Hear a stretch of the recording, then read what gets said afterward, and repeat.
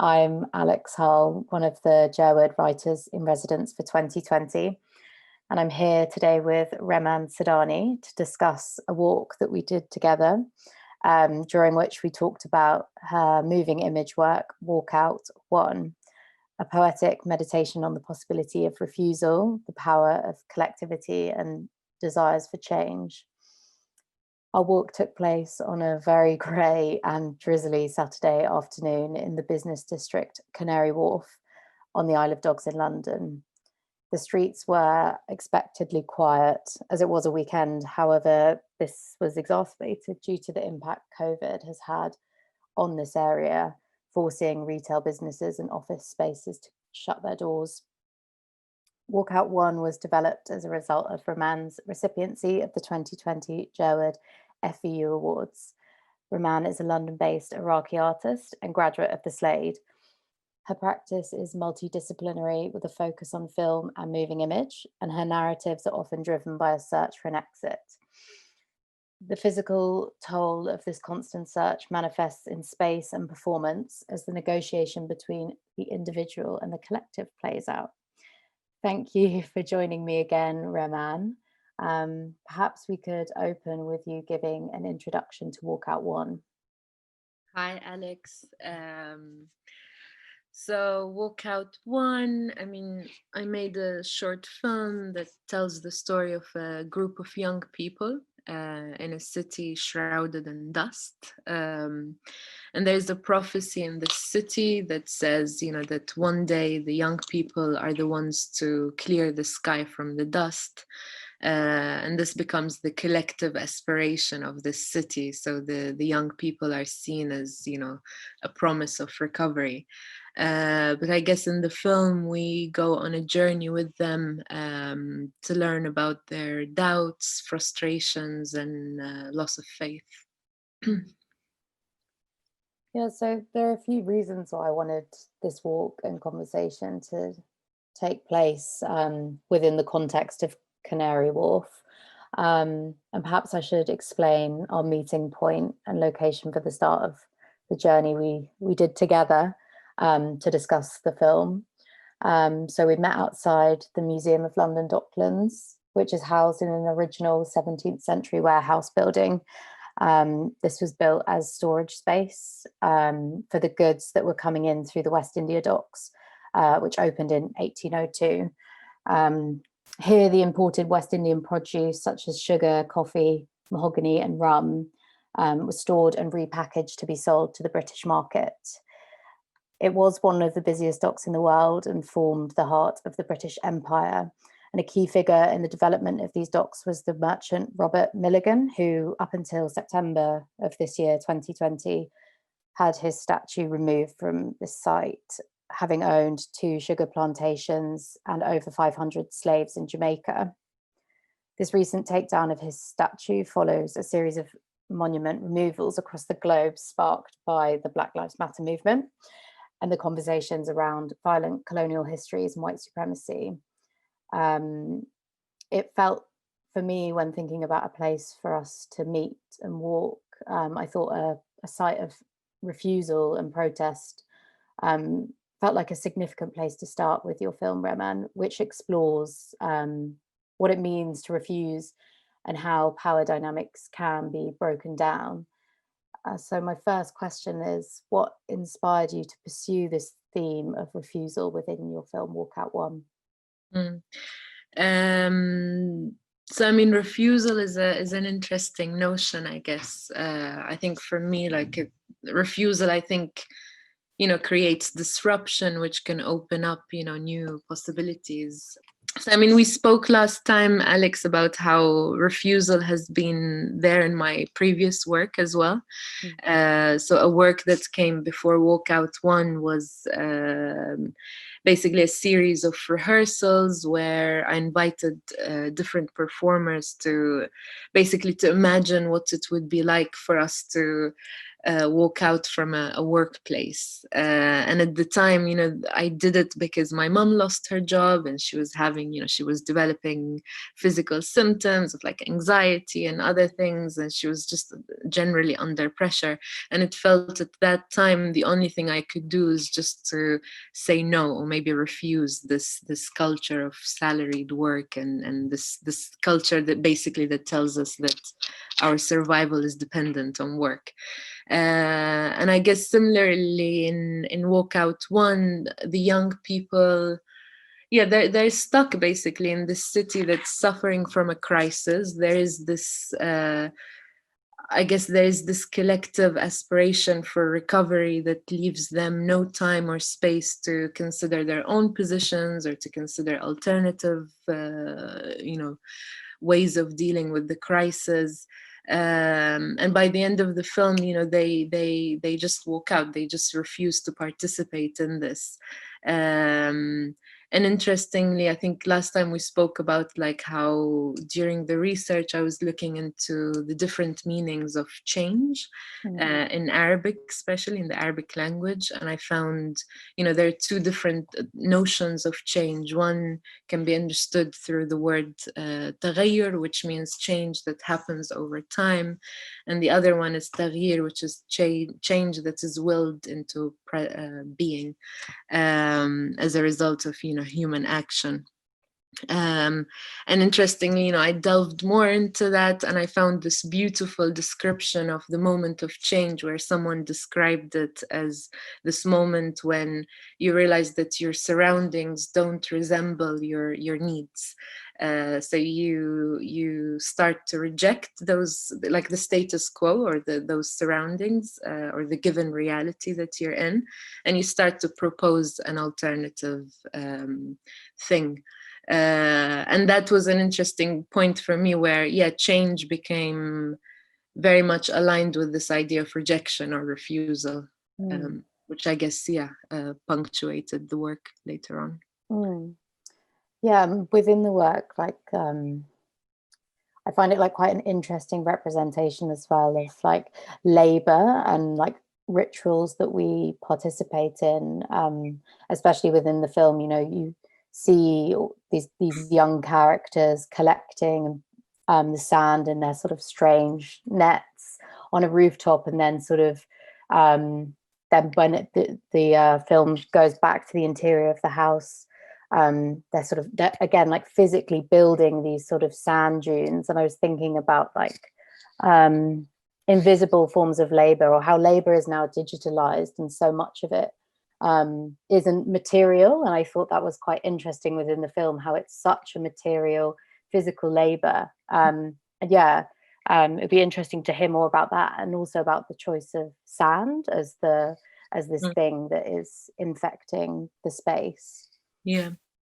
So, I mean, with sand, it was part of like, I think it came like basically on the back of some research I was doing before actually writing the script, where I was looking into this relationship between the city and the desert, especially in films.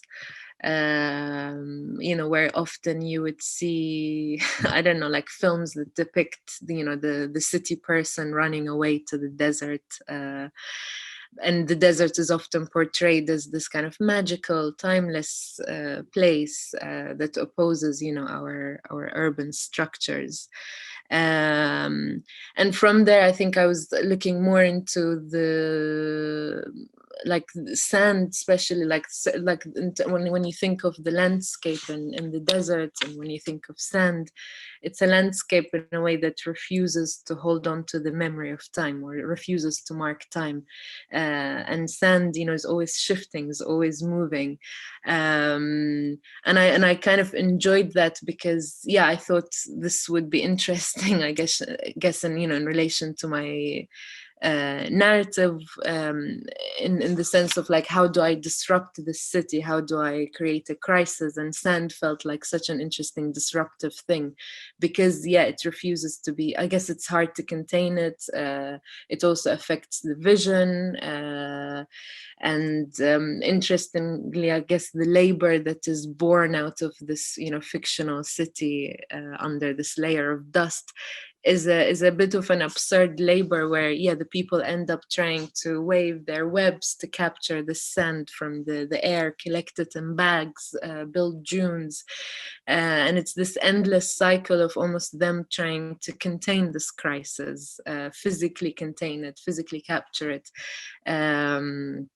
yet in a way it leads to nothing, because there's one point in the film where the sand dune starts to break down in a way, and you have this kind of towards the end of the film when the young people as well are realizing that this this labor that they're doing is not fulfilling, or is not giving them any tangible change, and this prophecy that they have to hold on to is not again serving them.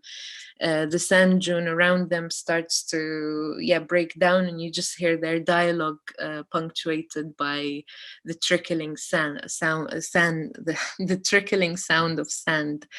And it's just a material, I guess, that refuses to be ordered or contained, and it's a bit similar to their crisis.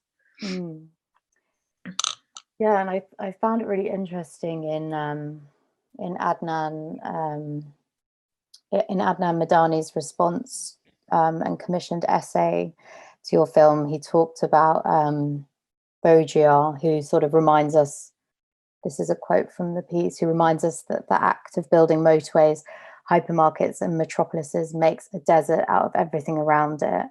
And I was thinking about the relationship between the desert and Canary Wharf as like this very deserted space, but also I think another thing that was really important when we met was to meet somewhere with water, because I was thinking about the way that water like connects and carries us as it flows through cities to the sea, but also something that is like physically divides us.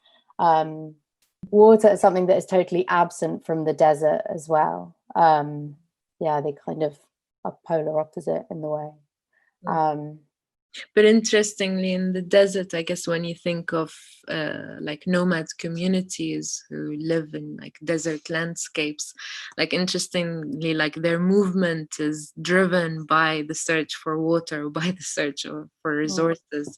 So it's interesting as well how we move around water and how we how it affects the way we gather, I guess, as communities and where we live. Definitely.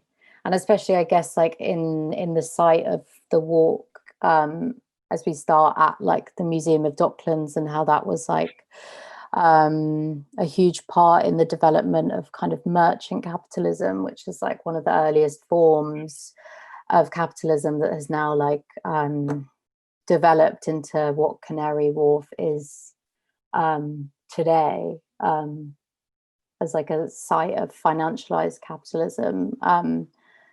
It's kind of, and a desert as well, in a similar way that it's kind of bleached because it's such a sort of new part of town, I guess, in terms of all those skyscrapers. It feels like such a strange sight for me, particularly. I feel very alienated within it, and disconnected from it as a part of London. So it was kind of interesting to sort of think about that space in relationship with your work, especially as a site that has been so affected by COVID. But I was wondering what you thought of like selecting Canary Wharf as a space to move through and to talk about your work. What you thought about it when I proposed it as an idea, and how maybe you've reflected upon the walk since we did it. I did freak out when you suggested Canary Wharf, because I can't, I mean, we spoke about it last time, but I I just can't relate to that place. And maybe, I don't know, I think it's a question also to you why you chose it in relation to my work. But then I thought maybe, I don't know, maybe you chose it because it's like the site of a crisis at the moment. But then, yeah, and it's interesting, like both of us walked through the area and neither of us, I think, could relate to the area or could, you know? Yeah, well, I chose it because as we've both kind of spoken about, it feels alien.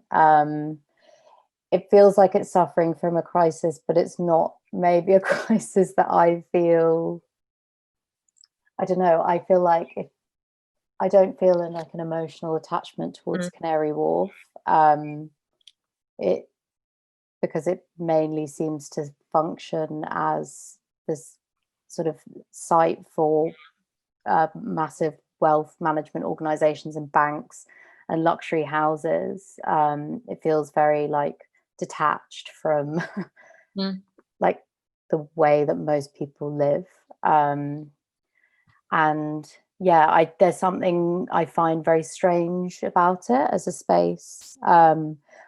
Firstly, because it's so clean, like it's like the cleanest part of London, and that is like weird to me. And yeah, it feels divorced of what I think of when I think of like a city, and it also feels like it could exist anywhere in the world, which I guess some people might like that, but I feel it doesn't have like an identity, or it has such a non-identity.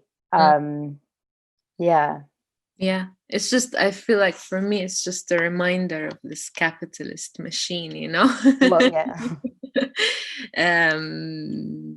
Yeah. And it's just, I think for me, like the reason why I just can't relate to it, and I almost feel, yes, scared to be in that area, because it just feels it's a reminder of this culture of like salaried work and having to be productive and efficient that I just can't relate to. And I've definitely witnessed the damage it's created in my own family and other situations.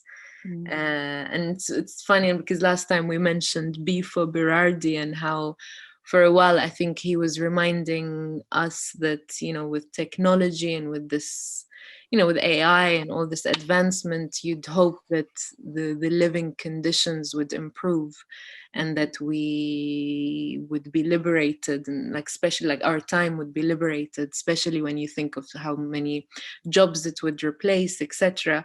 But it feels that still like this contract of give me your time, I give you money, is still something that is used to control us and keep us tied to this machine. That today I think when we were in Canary Wharf, I guess we were just I felt like I was walking alongside this corpse, and it just feels like this is such a moment when I hope this capitalist machine can reassess itself, because it's not working. It's not sustainable.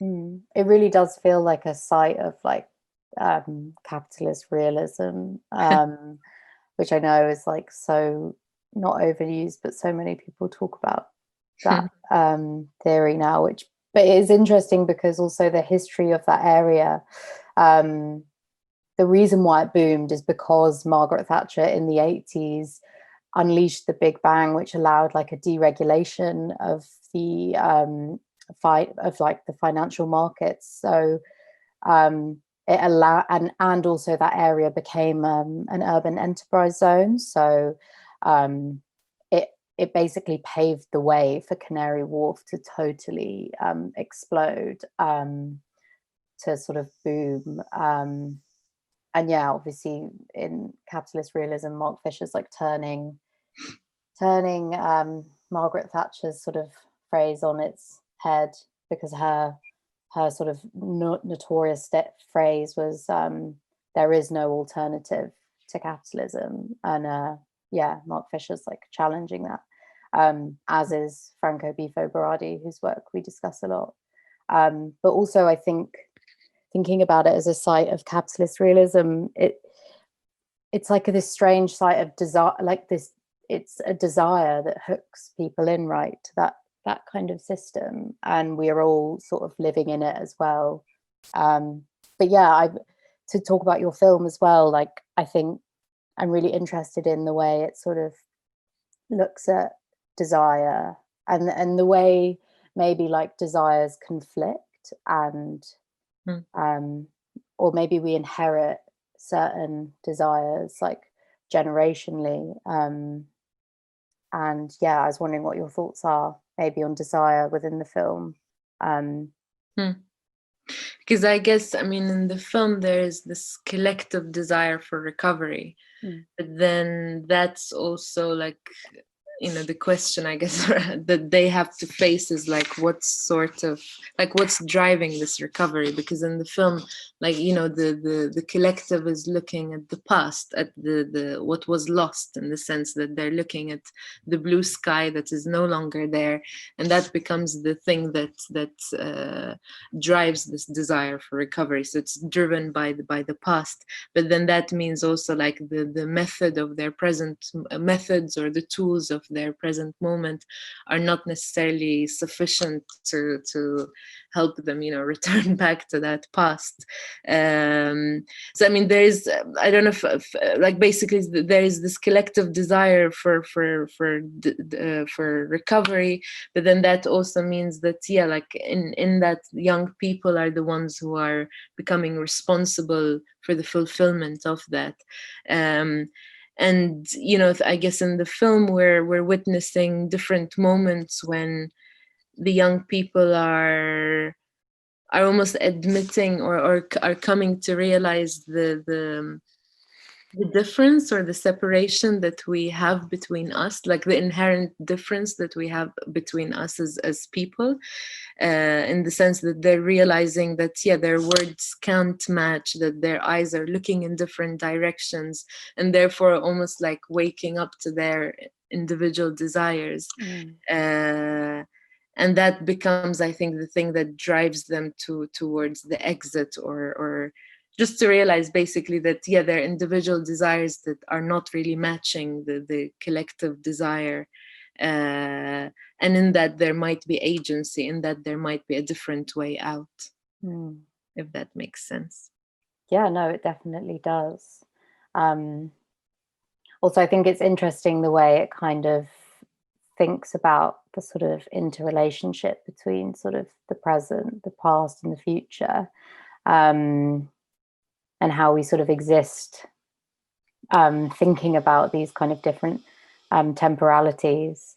And still, like I think the opening line, which, as I now know, was spoken by you, but you say, I feel, or the character says, I should say, I feel like I'm stuck somewhere between memory and hope. And I just think that's a really beautiful opening line, but also really speaks of the kind of haunting that exists within these characters, like the way they speak to each other. They all seem they speak in a very sort of, in like aphorisms, it's quite like tense in a sense. And yeah, I was thinking about like that idea of hauntology as well, which is kind of, it's a term that Derrida coined to sort of demonstrate how the present is entangled with both the past and the future.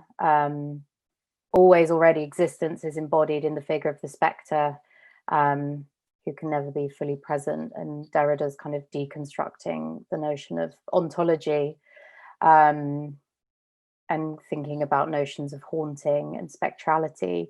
And I think as well, like I've obviously just talked about the haunting of these characters, but also the kind of spectral nature of the dust cloud is really interesting, as this kind of external force and an outside.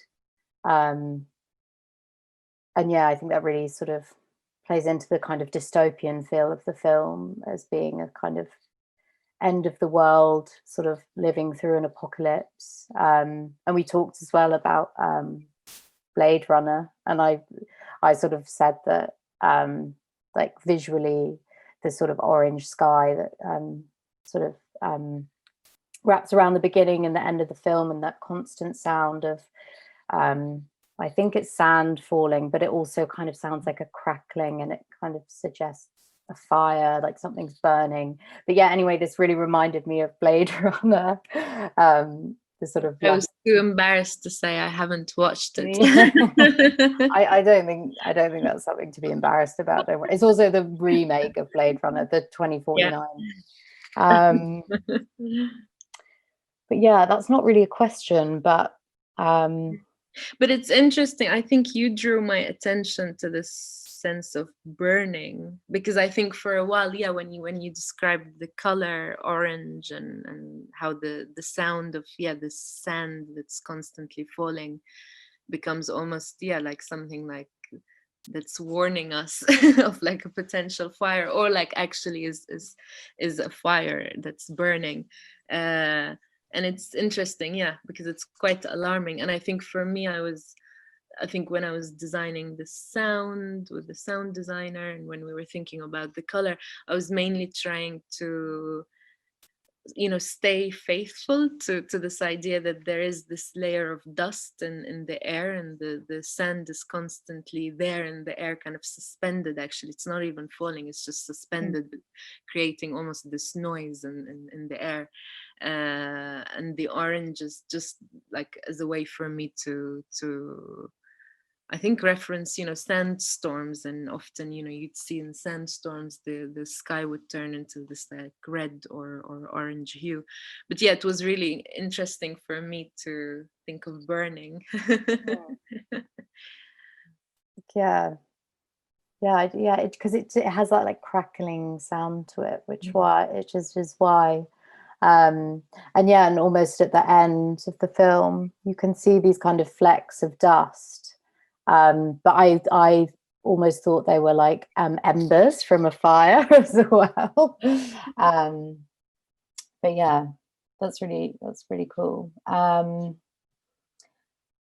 Another thing that I would really like to talk with you about is the language in the film. And we've talked a lot about Franco Bifo Berardi, but he talks about poetry in a really beautiful way, and in a book that he published last year called Breathing, Chaos and Poetry, I think is the name. Breathing, Chaos and Poetry. And he says, only poetry will help us through the apocalypse that is already raging as an effect of decades of financial absolutism. Only poetry will help us through the apocalypse that is already raging as an effect of decades of financial absolutism. Only poetry will soothe the suffering of the engineer's mind and the poet's mind, and will act to reverse the financial sphere's grip upon language. I was particularly interested in that quote because he's kind of talking about financial capitalism as well, which felt relevant when thinking about Canary Wharf, but also the language within the film is incredibly beautifully written. It's like a long piece of prose. It'd be great to hear more about how you found writing that and your decision for the narrative to be so poetic.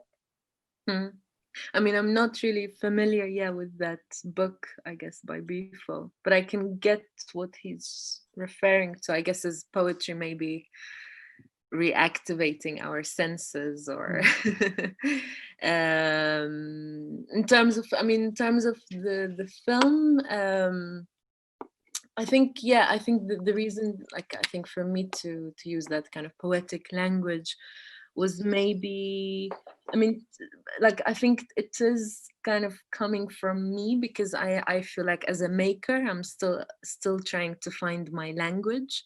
English is my second language, and I think the you can definitely sense that the dialogue in the film, like none of it has any locality, none of it can be pinned to like a specific geography.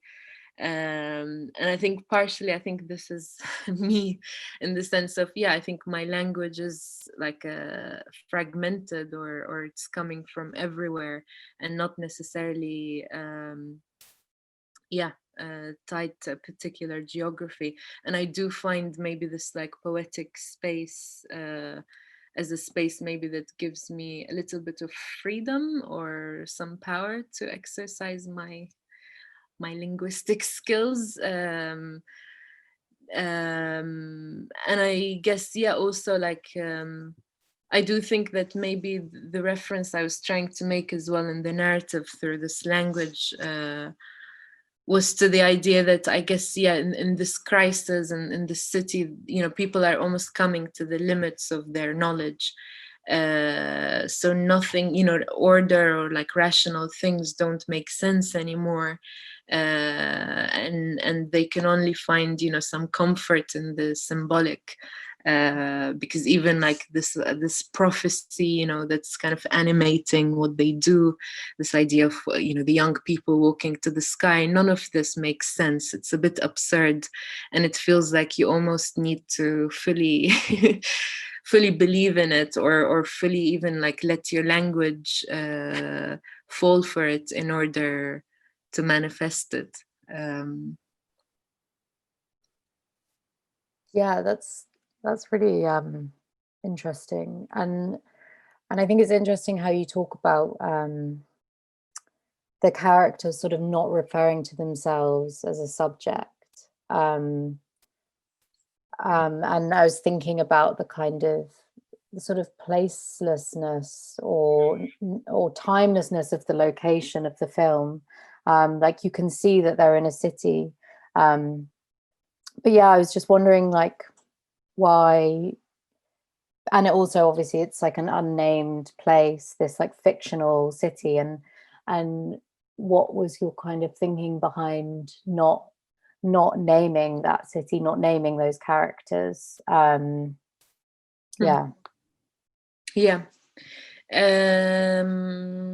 I mean, at the time, I mean, this was written like end of 2019, so before COVID hit, before anything. And I think my feelings at the time was that they kind of like mirrored what was happening in the film. I just felt like like I was living in a very cloudy moment. The way out wasn't clear. Everything around me looked like it was breaking down or alarming me to like a potential breakdown.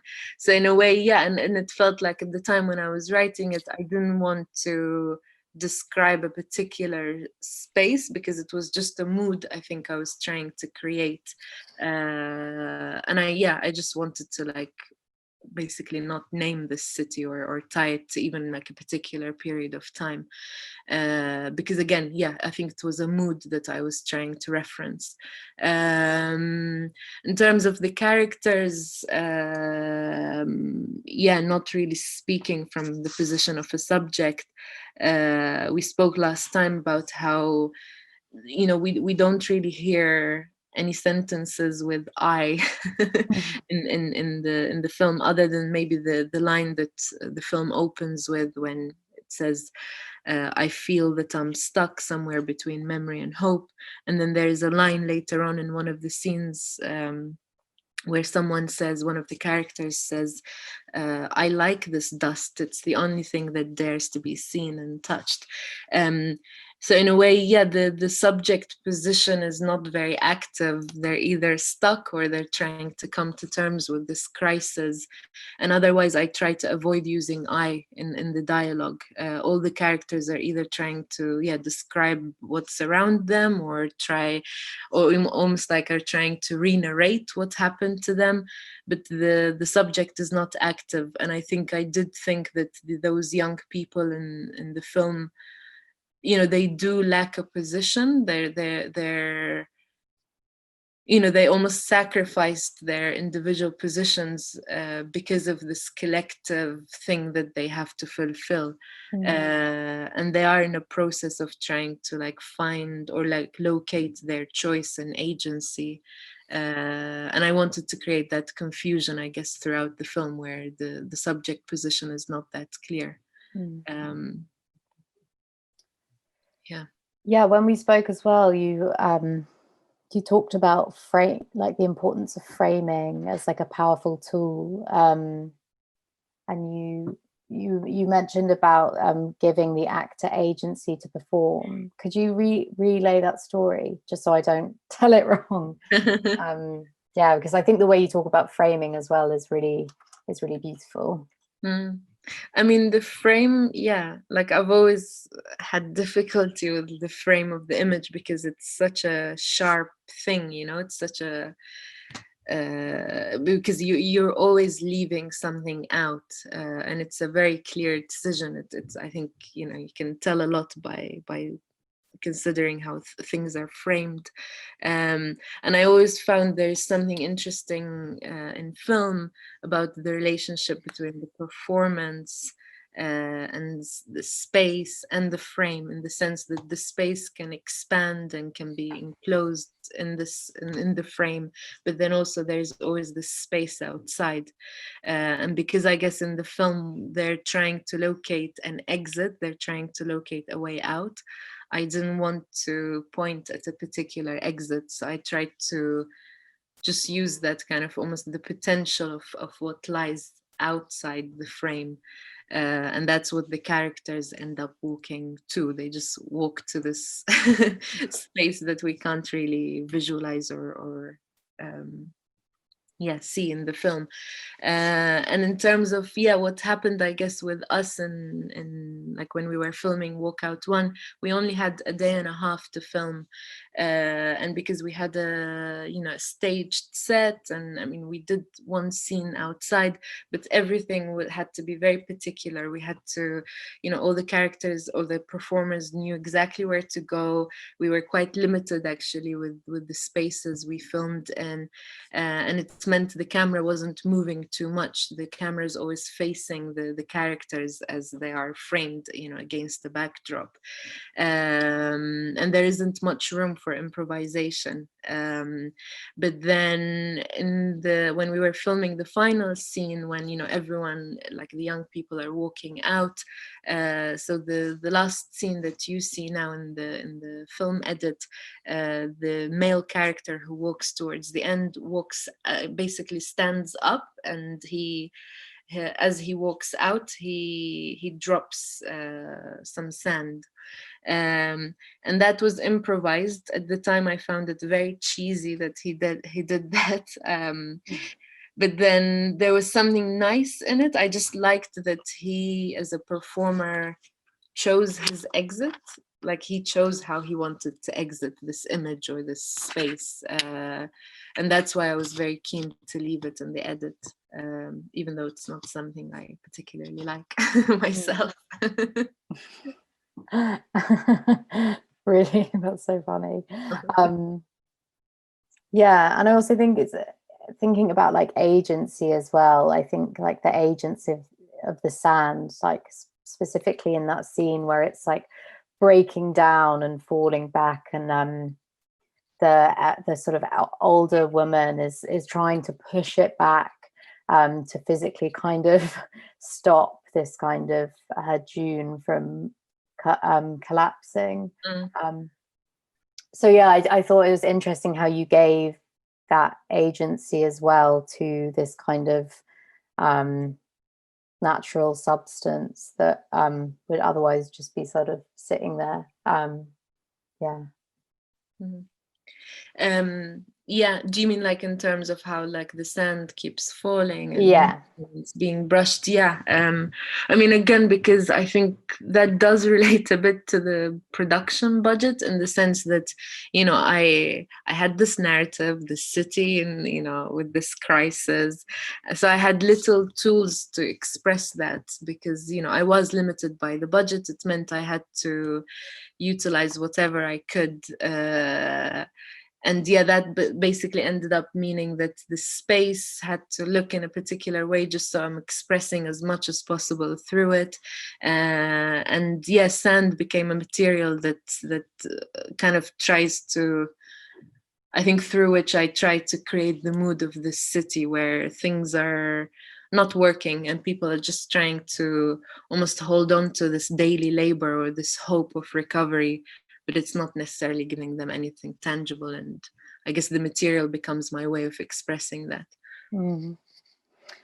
Yeah, I think one of the most powerful things, which we talked about this on our walk, that I found with your film, was the way in which, for me and my experience of watching it, the meaning of the work kind of changed, or like I first watched it when we'd gone into, it was in March of this year, and we'd just gone into like a very strict lockdown, and it really felt like watching it felt really like poignant. It felt like you had tapped into something, because the future then for everyone, I'm sure, felt extremely opaque, and it does still, as we are still technically in a second lockdown. And yeah, and then obviously over the summer, like the Black Lives Matter movement sort of became like a very important dialogue that was happening in public. And yeah, I was thinking about the work as well in the way that it thinks about, because the Black Lives Matter movement points to the fact that the system that we live in is broken, which includes capitalism, in my opinion. And it just felt like you'd really tapped into something. And I know, obviously these events happened after you made the film. But yeah, also I was just wondering what your thoughts are of me ascribing that meaning to the film, with these very specific and very recent events happening, because I'm sure quite a few people have made similar comments, right? At least, especially about COVID, I can imagine. Yeah. They've also made comments about religious fundamentalism and growing up in the Middle East. Interesting. Okay. Which I'm finding really annoying. No, I'm kidding with you. I mean, I'm open to like all different interpretations. I think I just need to make sure that I'm not superimposing those contexts onto the work, because the work, yeah, like if I'm being true to the moment when the work, like the film was written and made, like it came before any of these events were happening. So I certainly don't want to superimpose anything onto it. But definitely, I mean, even my personal reading of it changed. Like now when I watch it, I do feel like it carries this reminder to like reconsider what normality we're going back to. Like when I watch it now, basically I think a lot of this question of like going back to normality, and I feel like the film does carry a reminder that maybe we should question what normality we mean. Is it like, and also like, is recovery in the form of returning back to the past? Because what past normality are we talking about? So in a similar way that COVID now is inviting us to, I don't know, think of new possibilities and think of new methods and new solutions, rather than just apply older methods, rather than just speak of normality as in the form of the past. So I feel like it carries maybe reminders for me, but I definitely don't want to interpret it through the new events that took place after it was made. Yeah. Yeah, it's interesting, this idea of returning to normality, because I guess people have been feeling so like fraught with the situation in which we're living that maybe before might feel better than what exists now, but also what exists now wouldn't have happened without the conditions in which this system has created. So yeah, and it's interesting as well thinking, and then like another reason I thought Canary Wharf was interesting to think about these kind of changing of the way we sort of live and work, just because, especially in the context of COVID, like, and what purpose does that serve as a site now? Like, is it redundant, or has it been made obsolete? And like, where will Canary Wharf be in the future? Like, what do these buildings serve? What purpose do they serve? Yeah, we should squat them. Now's the moment. We should take over all of those buildings. Try and get Morgan Stanley to pay the energy bills that it will pay. How do you have an image of how it can be used, like the site, especially like Canary Wharf? Well, I think the amount of, I mean, I always just think with all these empty buildings, and you think about like the amount of homeless people that live in London, and the amount of people who can't even afford to live in London. It's like, why can't we just turn it into like a huge social housing project? Like, that would be amazing. But also maybe people wouldn't even want to live there. I don't know. But yeah, it's just such a strange space. I mean, I wouldn't want to live there. But then maybe if more people lived there, it would kind of change and it would become more inhabitable and like maybe feel more hospitable, because that's the thing, it doesn't feel hospitable. I'm interested as well because obviously the title of your work is Walkout 1, and I guess my question is there going to be a Walkout 2? And yeah, that is my question. Is there going to be a Walkout 2? Or what was your thinking behind numbering the work? To get more funding, so I can do more and more walkouts. Yes. No, I mean, it was actually my partner's idea to add the number, because we were like, I remember when I was choosing the title, I did want to call it Walkout, but then I didn't want to like make it the walkout in a way. I didn't want to make a statement out of it. So his idea was maybe if we add a number, it would just mean that this is one instance of this walkout, of this act of refusal, which might materialize in different ways in the future. It just carries, I guess, the potential of more. Yeah, it definitely suggests that it's an ongoing process. Or also, like, it kind of made me think of like plays, like Act 1 or whatever, as a way of structuring. So the ending location for this talk was in the Crossrail roof garden. And I chose this as a sort of final point, as we probably haven't really said, but we sort of just meandered through the streets. We didn't really do a very specific route. We just had a set start and beginning of the walk. And I chose this roof garden just because it's another very strange, like uncanny site that exists within this already strange part of London.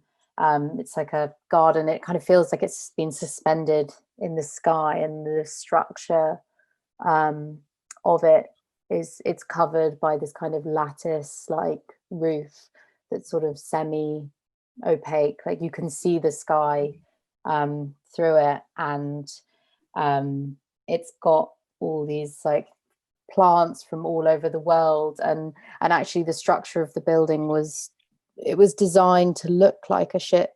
sort of referencing the history of the Docklands, and sort of also by taking all these plants from across the world, also referencing that like importing and extracting these like these plants from other countries. So it's quite like strange in that sense as well. And it's also it's been built as part of the Crossrail as a site, which will allow commuters to commute extremely quickly from east to west London. But yeah, I guess now thinking about Canary Wharf and like what it symbolizes, and like, is there still going to be a need for the Crossrail? But yeah, I just thought that would be a fun, nice place for us to end, in the garden. In the garden. In a suspended garden. Exactly. Suspended time.